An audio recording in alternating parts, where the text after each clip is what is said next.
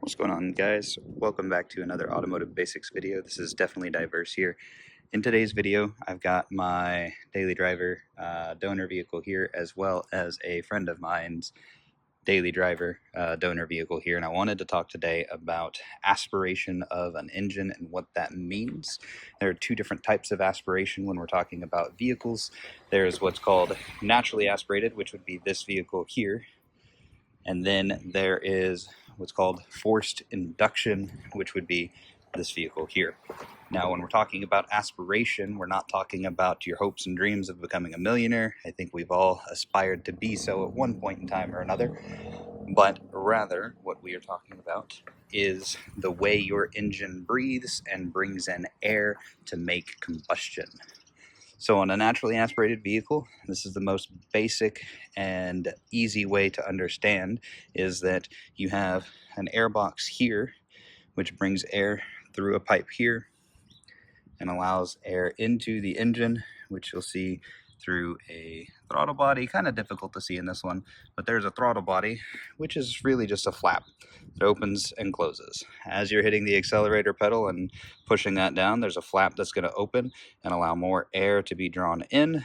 The filter, of course, is there to filter that air as the vehicle breathes, and then that flap regulates how much air is being pulled in to make combustion in the cylinders here.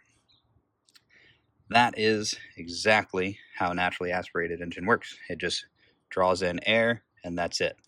When we're talking about forced induction, there's actually two different categories. This vehicle itself would be under the supercharger category. There's another, which would be the turbocharged application. So I'm going to explain this application, and then I'll briefly run down what a turbocharger does, what it looks like, and how it differs from a supercharger. And I'm going to, again, keep this as basic as possible. Similarly to naturally aspirated, we have an air box, which will take air through a charge pipe here, and then the throttle body, which is this guy right here. You can see a sensor here. The sensor is there actually reading the data from the accelerator pedal. And then, of course, there's a flap inside there, just like in any other car.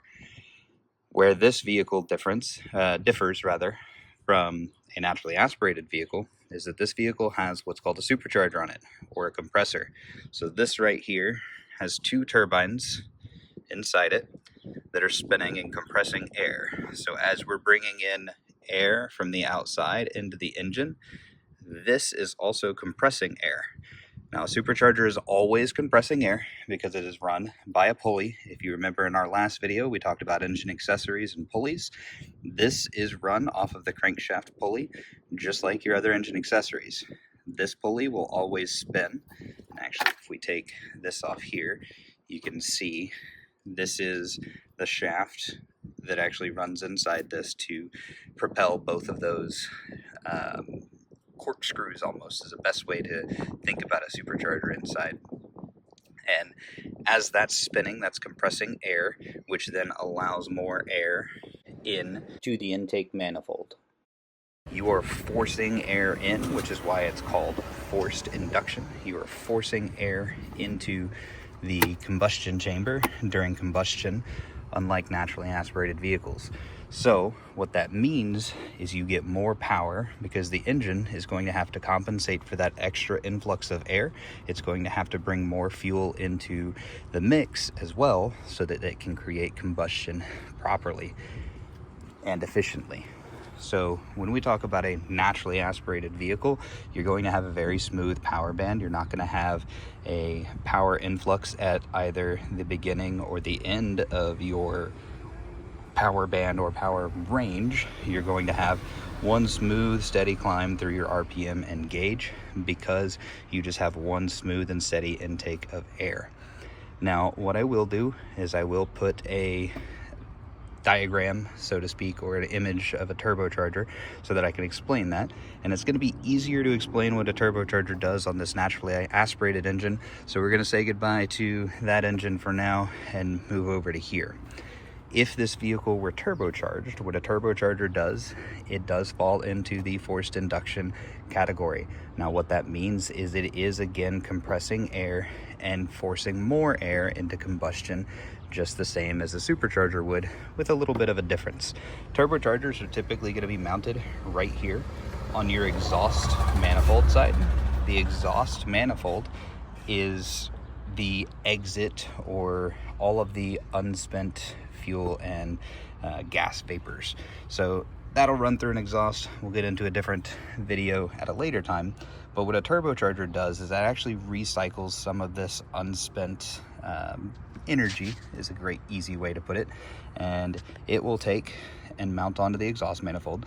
So once your vehicle makes combustion, then the exhaust gases start circulating through the exhaust manifold, but rather the turbocharger is actually then going to spool up with those exhaust gases. So as it's exiting the manifold here, it's going to spool another small compressor. Often people in the car industry will call them snails because they do look like snails, which again, once I post that little picture, you'll see what we mean by that.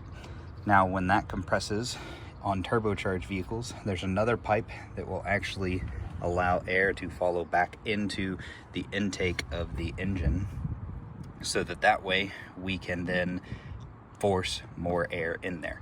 So effectively, a turbocharger is actually recycling engine air and power versus a supercharger, which is always drawing power from the accessory belt itself. So that is the key differences when we're talking about aspiration. You can't really see on this vehicle what the intake manifold looks like, but the intake manifold is where all of that air is actually getting routed so that it can enter into the combustion chamber. On a supercharged vehicle, very quick note, there isn't a normal intake manifold on a supercharged vehicle because the supercharger itself is the actual intake itself on this vehicle. So you're not going to see what would normally be an intake manifold on this. I will post a picture of what an intake manifold looks like on most vehicles. You can kind of tell on most vehicles, depending on the amount of cylinders, will depend on the amount of tubes, but they'll be, most modern cars, they'll be black because they're made out of plastic. I hope this video helped you guys understand the differences between a naturally aspirated vehicle and a forced induction vehicle. Again, the two types of aspiration or the way engines breathe. If you did enjoy this video and you did find it helpful, please feel free to leave a like, comment what you liked about the video, because that tells me I'm at least doing something right. And if you just want to show your support, any comments actually are welcome. But I hope you guys found this video informative. More to come in our Automotive Basics series. For now, we will see you in the next video.